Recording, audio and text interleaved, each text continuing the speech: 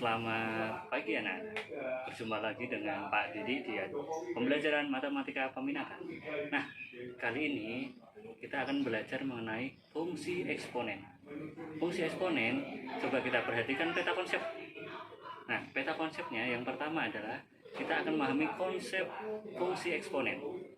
Nah, yang kedua tentang grafik fungsi eksponen. Yang ketiga itu tentang persamaan eksponen, dan yang terakhir tentang pertidaksamaan eksponen.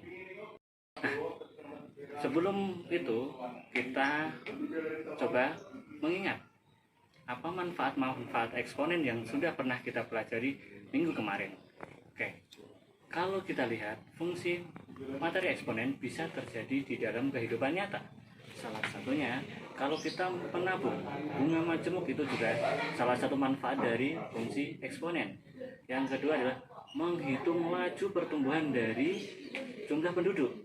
Yang ketiga, apalagi sekarang di eranya penyakit COVID ya, kita bisa mencari tahu penyebarannya COVID, bakteri, pertumbuhan bakterinya. Jadi dengan adanya fungsi eksponen kita bisa menghitung berapa banyaknya laju dari pertumbuhan bakteri-bakteri atau virus-virus yang sekarang melanda kita. Nah, itu beberapa contoh tentang fungsi eksponen di dalam kehidupan bermasyarakat atau kehidupan sehari-hari. Nah, sekarang kita ke konsep fungsi eksponen.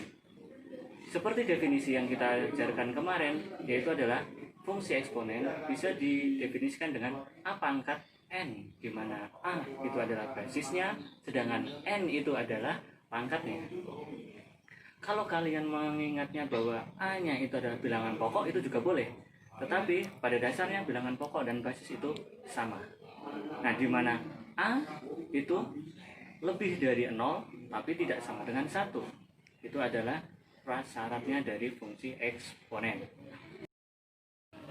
Oke, kita sekarang membahas tentang sifat-sifat eksponen. Nah, sebenarnya ada sifat-sifat dasar mengenai sifat-sifat eksponen, di mana kalau kita tidak mengetahui sifat-sifat ini, kita melanjutkan ke fungsi eksponen di nanti materi persamaan, pertidaksamaan eksponen, itu akan kesusahan. Nah, kita akan membahas dasar-dasar sifat-sifat eksponen tersebut. Yang pertama, yaitu kalau ada A pangkat N dikali A pangkat M, itu akan menjadi A pangkat N plus M.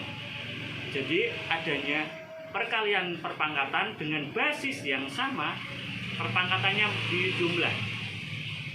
Yang kedua, yaitu kalau ada A pangkat N dibagi dengan A pangkat M, itu karena dibagi dengan basis yang sama, maka perpangkatannya akan menjadi pengurangan.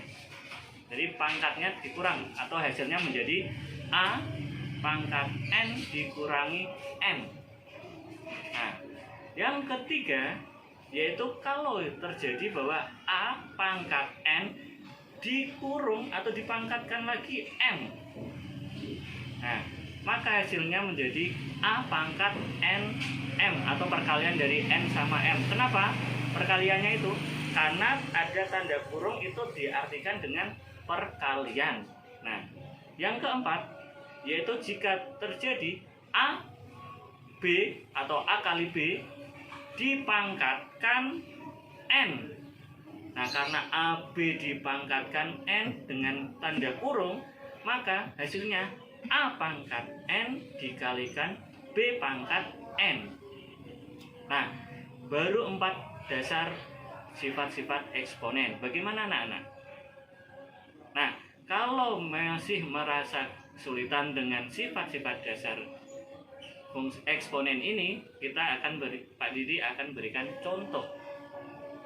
Yang pertama, tentang sifat yang pertama tadi, jika yang terjadi 2 pangkat 3 dikalikan 2 pangkat 5, nah, karena basisnya sama-sama 2, yang terjadi berapa hasilnya? 2 pangkat 8. Kenapa 2 pangkat 8? Karena perkalian eksponen, pangkatnya dijumlah.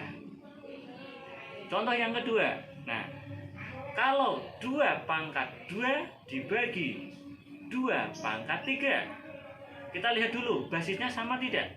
Ternyata sudah sama. Nah, kalau basisnya sama bisa digunakan sifat dasarnya, yaitu 2 pangkat 1 dikurangi 2, atau hasilnya adalah 2 pangkat min 1.